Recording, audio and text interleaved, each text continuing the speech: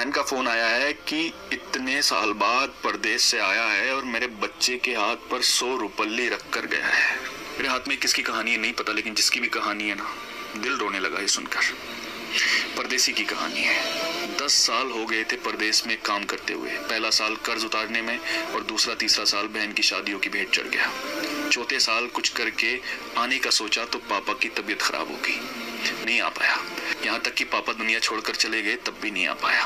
बूढ़ी माँ घर में अकेली थी। आने का सोचा लेकिन कोई बचत नहीं थी, तो फिर परदेश से हिम्मत नहीं हुई कि इतने साल परदेश में रहकर खाली हाथ कैसे जाऊं।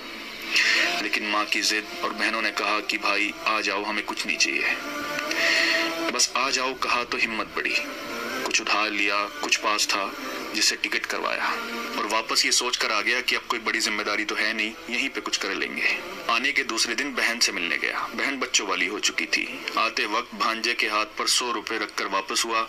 दूसरी बहन के यहाँ पहुंचने पर पास के पैसे भी खत्म हो चुके थे, लेकिन ये उम्मीद थी कि ये बहन ज्यादा नजदीक है, कुछ नहीं बोलेगी। वहां से वापसी पर भांजे के हाथ पर कुछ नहीं रखा और जब घर पहुंचा तो माँ ने बताया कि एक बहन का फोन आया है।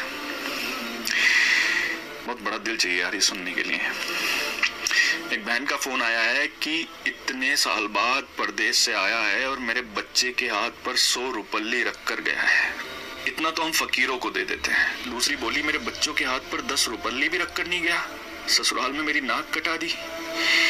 ये सब सुनकर मैं सुन्न रह गया और अब अपनी 10 साल की कमाइयों का हिसाब लगा रहा था। अरे यार, अगर पुराना घर छोड़कर नए घर में भी चले जाओ ना तो ख्वाब हमेशा पुराने घरों के आते हैं। और एक परदेसी तो अपना सब कुछ छोड़कर चला जाता है अपनों के लिए, अपनों को बसाने के लिए।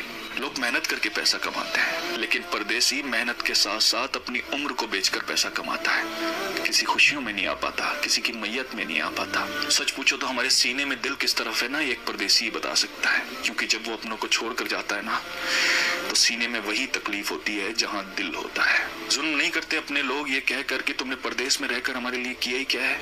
अरे कसम खुदा की अगर तुम्हें एहसास हो जाए, अंदाजा लग जाए ना कि उसने परदेश में रहकर तुम्हारे लिए क्या किया है, तो इस जुबान को कटवाना पसंद करोगे, लेकिन कभी उसकी कुर्बानियों के खिलाफ बोलना पसंद नहीं करोगे। सच कहते हैं जिसका दर्द होता है उसकी तकलीफ को सिर्फ वही समझता है। परदेसी का दर्द सिर्फ वही समझ सकता है जिसने अपनों के लिए अपना घर छोड़ा हो।